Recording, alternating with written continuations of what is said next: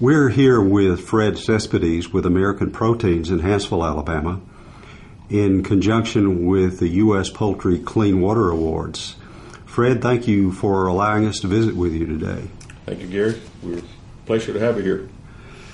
Fred, can you tell us about the American Proteins processing facility here in Hanceville and the products that you manufacture?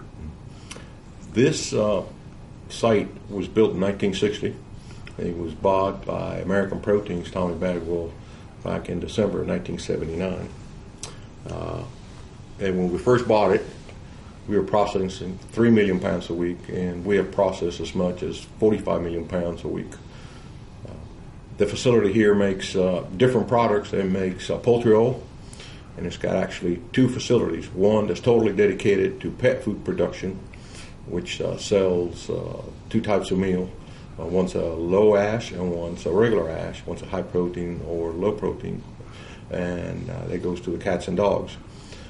The older facility processes feathers, it processes poultry blood, and it processes the other products. And the second facility that we have on site also makes a pet food poultry meal, and then it makes a feed-grade poultry meal. One of the wastewater treatment steps here utilizes an anaerobic lagoon or basin. Can you share with us how American Proteins has utilized the methane that is generated as a byproduct of this processing step for your advantage here? There's two reasons why the lagoon is where it is, and it's got a cover on it. One is to generate methane. But I think one of the very important ones, other than recycling, is I made Roy and Hazel Wilson, that's a neighbor of ours that's within 1,000 yards of the lagoon, a lot happier. By capping the lagoon, we removed the issues of having odors going into their house, which was very close to the lagoons. Secondly, what we did is by capping it, we generate methane. We typically produce on an average of a 52-week period about 1,200 MCFs of methane gas. If the energy priced at $10 per MCF, that would be somewhere around $10,000 a week. If it's priced at $5,000, it'd be like $6,000 a week. It cost us, I believe, close to $660,000 to complete the installation of that system. We take the methane, which runs between 650 and 750 BTUs, and we blend it in with the natural gas that's provided by the local co-op, and then all the methane and natural gas then ends up in our boilers or in our feather dryer. You indicated in your application for U.S. Poultry's Clean Water Award that water is one of the products of your rendering operation. Can you explain what you mean by that? All the inedible poultry products that comes into this facility has 33 or 34% solids or 66 or 67% water.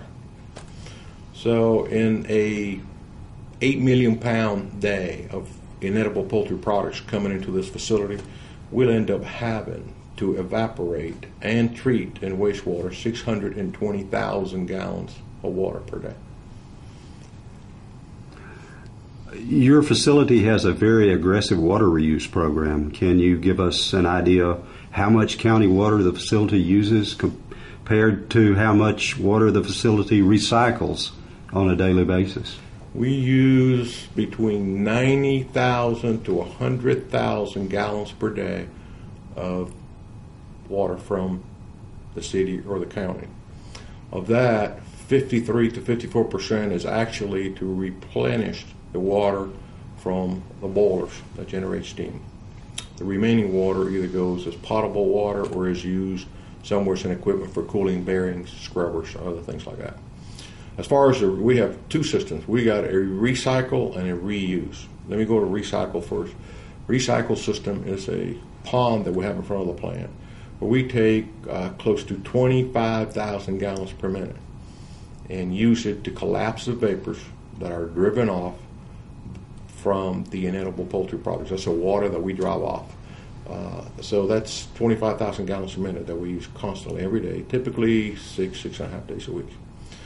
The reuse lagoons, it's somewhere around 6,000 to 7,000 gallons a minute. And what that system does, it takes the water that we typically treat, we replace lagoon evaporation in with that water. That water comes into either facility, the pet food facility or the feed grade facilities, and that water is used to collapse vapors. Is also used to clean vapors that's going into our biofilter, which is an auto control device.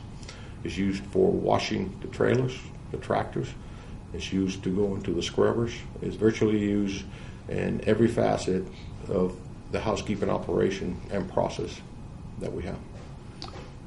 Fred, thank you very much for allowing us to visit with you today. You've got a great operation here. I know you're very proud of it, justifiably so.